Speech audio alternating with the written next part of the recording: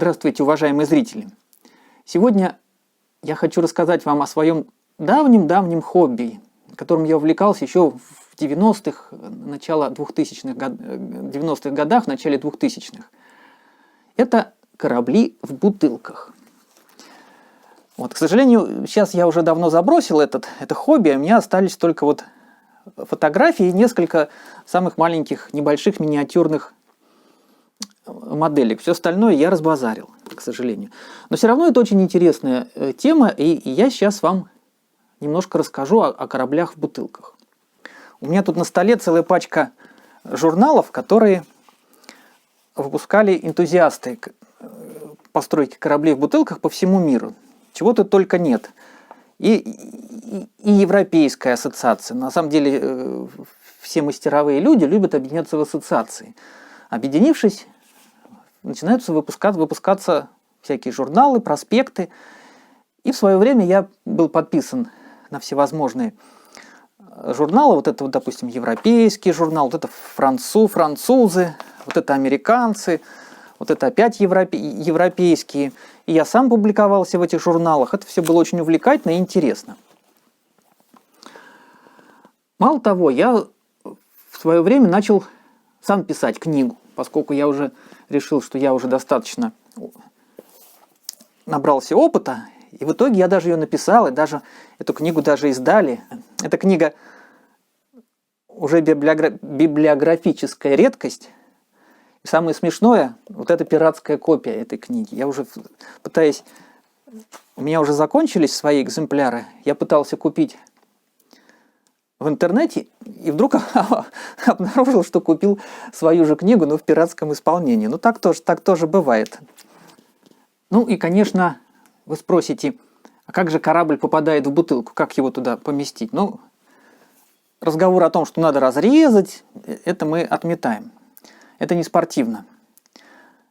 На самом деле, я знаю как минимум 5 способов, как корабль можно поместить в бутылку. Но сейчас я вам покажу самый простой. Ну, самый простой и самый распространенный. Большинство пользуются таким способом и прекрасно справляются. Вот у меня есть бутылка.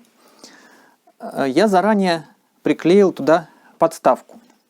Вот у меня есть моделька корабля. Я специально сделал такую модельку, чтобы демонстрировать, как корабль попадает в бутылку. Секрет очень прост. Основание мачты сделано на шарнире, поэтому я могу вот так взять аккуратненько и сложить мачту назад. Теперь мне достаточно поместить всю эту конструкцию внутрь бутылки. И дальше я должен просто поместить ее на подставку. Так, я поместил на подставку. Дальше очень просто. Я тяну за веревочку, мачта поднимается. Вот, остается приклеить капелькой клея, приклеить основание нитки, чтобы она обратно не убегала, и аккуратно ее отрезать. Ну, для этого есть специальный инструмент.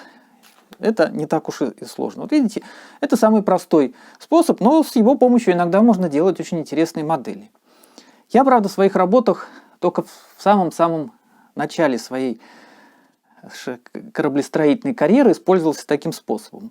Но мне всегда нравились более сложные и изощренные способы и достаточно хитрые устройства. Вот, например, такая маленькая модель.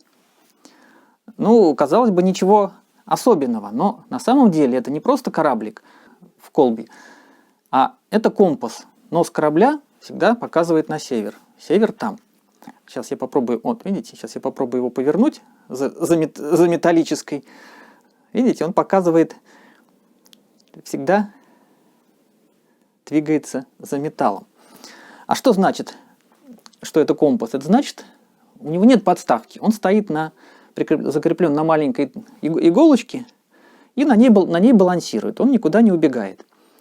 Вот, собрать такую модель, даже простую, вот самым таким примитивным способом не удается. Здесь уже необходимы более сложные технологии. Такая же модель у меня осталась, это вот тоже миниатюра, она сделана в лампочке. Ну, она попроще, тут, конечно, все как бы ничего особенного нет. Но здесь тоже здесь используется способ совершенно другой. Вот. Ну, для самого простого способа заталкивания корабля в бутылку, в общем, достаточно и самого простого инструмента. Но как только вы начинаете придумывать новые способы и усложнять, сразу требуются более сложные инструменты. В 90-е годы не было интернета и негде было подсмотреть и узнать, как делают другие. Поэтому большая часть идей приходилось придумывать самому. И вот я придумал такие самые интересные инструменты, которые похожи то на щипчики, то на...